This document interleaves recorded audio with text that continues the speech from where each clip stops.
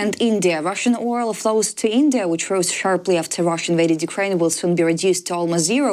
This will occur after the US imposes sanctions on Rosneft and Lukoil, according to Bloomberg. How will the US sanctions on Rosneft and Lukoil affect Russia's oil exports to India? What timeline is expected for the reduction of Russian oil flows to India? And how is India preparing to replace the reduction in Russian oil imports? Well, so keep in mind, all these different countries, China and India both, it's a similar situation. As I said, it's a mosaic of different considerations that they have. In the case of both countries, keep in mind, they were also trying to negotiate trade deals with the U.S. right now to have less tariffs on their goods. I have no doubt whatsoever, one aspect of that that's probably not published but is occurring, is that they say, listen, we're happy to cut you a deal. We'll buy less of the Russian oil, we'll buy it from a U.S. ally or from the U.S., or we'll work with American corporations, but in exchange, give us a lower tariff. Those countries are going to do what's good for their national economic interest. China and India both, it's more than 10% of their foreign trade is done with the U.S. In both countries' cases, it's less than 4% of their trade is with Russia. So there's simply much more trade and long-term economic interests to being well established with Americans than there are to be well established with the Russians. We see that Russia's Black Sea port of Novorossiysk holds oil export after Ukrainian drone attack. The Russian Black Sea port of Novorossiysk suspended oil exports following a Ukrainian drone attack overnight on November 14th. Reuters reports this, citing to industry sources. The sources also noted that Transneft has halted crude oil deliveries to the port. Transneft declined to comment. What is the potential impact on global oil prices if these attacks continue or escalate? Could repeated attacks on oil infrastructure lead to long-term changes in sanctions or energy policy? How do you think? Well, I consider attacks on the Russian oil industry to be a form of sanction enforcement. It's making sure that the Russians can't do anything more that's going to violate sanctions if you destroy their oil industry. So I think it's a very positive move. Overall, no, I don't think it'll affect the prices globally, just because it's not really operating the normal market. But beside that, I think that, as I said, for Russia as a whole, if we look at, we try to analyze where their money is, how their economy breaks down, it becomes very clear that they really need the oil. So let's look at this. Consider this detail. Vladimir Putin's Minister of Energy is a relative of his, and it's in fact the husband of the current Deputy Defense Minister, who is his cousin, or niece actually, to be exact. He's appointing more and more of his friends and families to these sorts of senior positions. So you would wonder, why does he have one over at the Ministry of Defense and the other one over here at the Ministry of Energy? And it's simple. It's because ultimately that's where the most amount of money in Russia is. And they're trying to embezzle as much as they can, as quickly as they can, right now while they have the opportunity to do so. So I think for Russia, we have to think of this a little bit more outside the box than just to think about the prices of oil. We have to think about what is their actual concern and their objectives. And in the case of the Kremlin, their objectives are very often not those that you would associate with a normal state policy-making process. They're rather the objectives that serve very specific people and their own economic interest at senior levels of the Kremlin.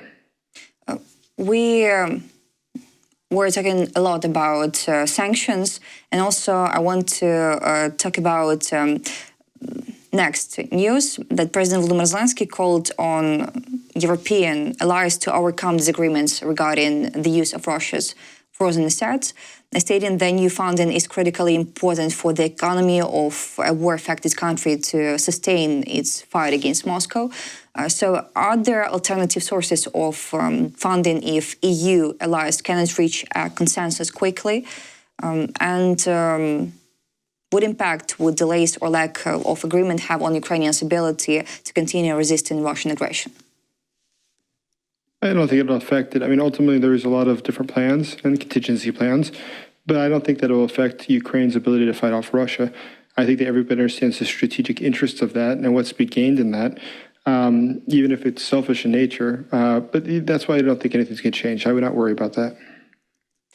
And also, we see that Defense Secretary Pete Hegseth said the United States has launched the military operation Southern Spear near Venezuela.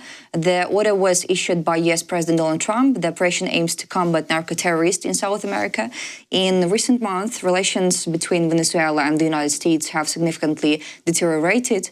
U.S. forces have repeatedly attacked boats off the Venezuelan coast that were allegedly transporting narcotics.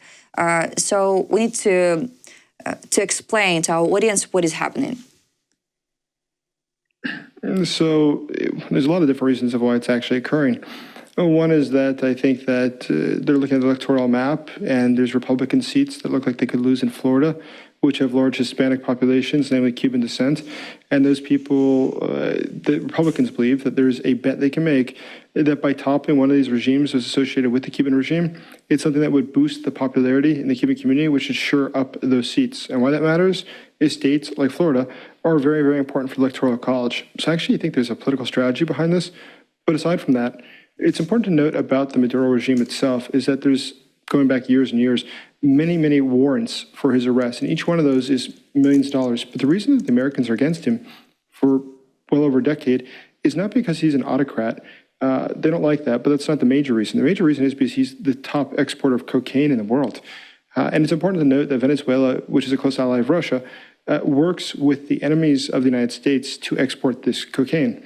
What a lot of people, I think, do not understand is the fact that today, Venezuela is a sanctioned state. Russia is a sanctioned state. So they have something in common. Iran is a sanctioned state.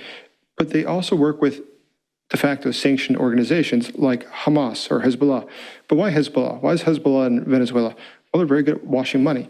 So think about this. If you're a drug cartel, one of the things that you need is, or you have a lot of, is cash.